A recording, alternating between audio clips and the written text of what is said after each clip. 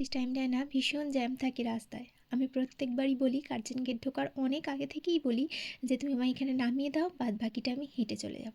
আমি দিদির বাড়ি গেলাম, তারপর দিদি আর আমি মিলে বেরিয়েছিলাম একটু বাজার করার জন্য। আমার খুব ইচ্ছা ছিল মাকে একটা শিবলিঙ্গ কিনে দেওয়ার। আমাদের বাড়িতেও মহাদেব আছে, পাথরেরই আছে, তবে সেটা জল ঢালার মতো নয়, মহাদেব বসে আছে তেমন একটা। আমার ইচ্ছা ছিল যে মাকে একটা পুরো সেট কিনে, যাতে ত্রিশূল, নন্দী, বেলপাতা, ডুগডুগি সব কিছু থাকবে। আমার ভীষণ পছন্দ হয়েছে আর দামটাও ঠিকঠাকই নিয়েছে। সব কিছু সেটটা নিয়ে আমাদের পড়েছে ওই 800 টাকার মতো।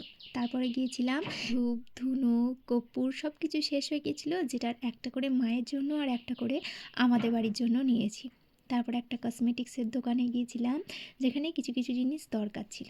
তারপর আমরা গেলাম মহাদেবের জন্য মালা কিনতে। উপরে যে ছোট ছোট রুদ্রাক্ষগুলো রয়েছে সেটা অরিজিনাল নয়, কাকুকে বললাম অরিজিনাল রুদ্রাক্ষর মালা দিতে। আগে যে ভ্যানটার কাছে গেলাম সেটা অরিজিনাল ছিল না, কাকু ওই 12টার মতন রুদ্রাক্ষ দিয়ে একটা মালা বানিয়ে দিয়েছিল, যেটার দাম নিয়েছিল 100 টাকার মতো। তারপর দিদি বাড়ি গেলাম এবং সেখানে খাবার পর আমি রেস্ট করছিলাম, আমার হাজব্যান্ড যেতে আমরা বাড়ি ফিরলাম। আসার সময় এনেছিলাম এসপালের একটু মোগলাই, যেটা বাড়িতে এনে খেয়েছিলাম। আমাদের বাড়ি খুব একটা দেরি হয়নি, সন্ধ্যের দিকেই বাড়ি পৌঁছে গেছি। তারপরে রাত্রে খাবারের জন্য বানালাম একটু মাশরুম আলু দিয়ে মাখা মাখা তরকারি, যেটা পেঁয়াজ রসুন দিয়ে বানিয়েছিলাম। পেঁয়াজ রসুন দিয়ে জেনারেলি বানাই না, এমনি নিরামিষভাবেই বানাই, তবে পেঁয়াজ রসুন দিয়ে সেদিন বানালাম, বেশ অনেকটা ভালো হয়েছিল। আর করেছিলাম রুটি। তবে মাশরুমটা না আমার হাজব্যান্ড খুব একটা পছন্দ করে না, প্রথম দিকে খুব একটা ভালো লাগলো, পর আর অতটা খেতে পছন্দ করে না, তবে আমার খেতে ভীষণ ভালো লাগে, বা বাদ বাকি যারা আছে তাদেরও খেতে ভালো লাগে।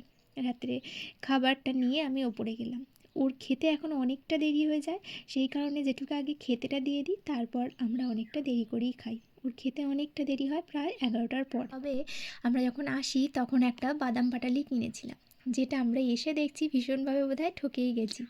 দাম নিয়েছিল 60 টাকা না হলে 70 টাকা, কিন্তু মাঝখানে এরকম পলিথিন ভরা। আমি এসে একটা খুলে খেতেই দেখছি মাঝখানটায় কোনো বাদাম পাটালি ছিল না, সেটা ছিল একদম ফাঁকা পলিথিন ভরা। আর এই যে ছোট ছোট গুলিগুলো, যেগুলো খেতে মারাত্মক, আমার তো ভীষণ ভালো লাগে। আমার হাজব্যান্ড যতবার কলকাতা যায় বাসা থেকে এটা নিয়ে আসে, তবে বেশ অনেকটা দাম নেয়, কিন্তু খেতে খুব সুন্দর। তোমরা সবাই ভালো থেকো আর ভীষণভাবে পজিটিভ থেকো।